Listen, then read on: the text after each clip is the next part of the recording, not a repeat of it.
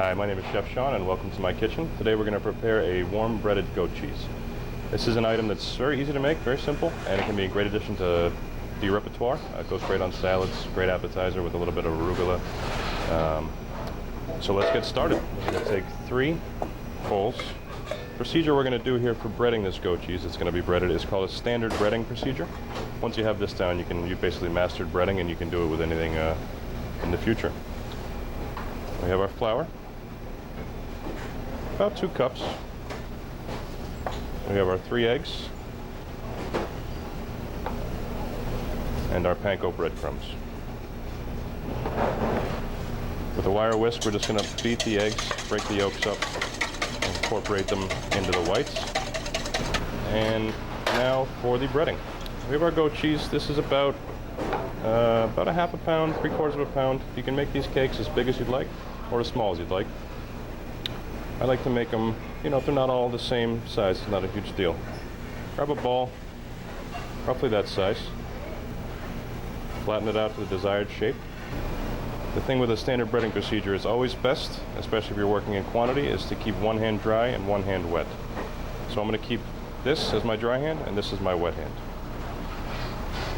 By saying that, I mean this hand is going to be dealt with the flour and the dry things. This hand will be dealing with the eggs. So the goat cheese goes in, toss around a few times to coat, shake off the excess flour, and into the egg. All the flour is doing here is helping the egg stick to the goat cheese. If it wasn't for the flour, then the egg would have nothing to bind to and your eventual breadcrumbs would fall off when you went to deep fry this. So my dry hand is away, my wet hand goes in.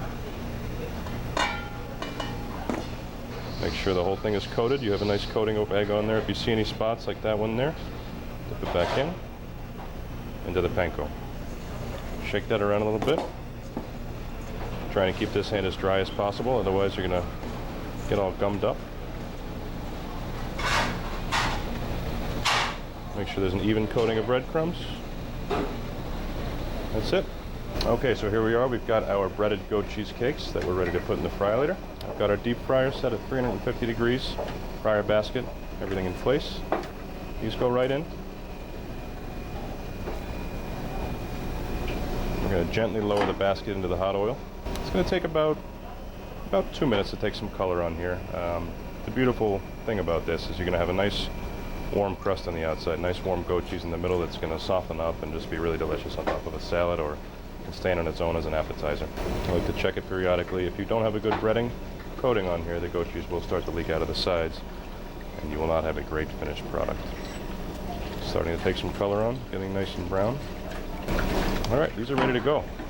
I'll let them sit in there for a minute just to cool down a little bit. Out they come. Now this is fine the way it is. You could eat it like this, a drizzle of balsamic, some wildflower honey on top of a green salad. There's so many options with this. It's a very versatile thing, and as you can see, pretty easy to do.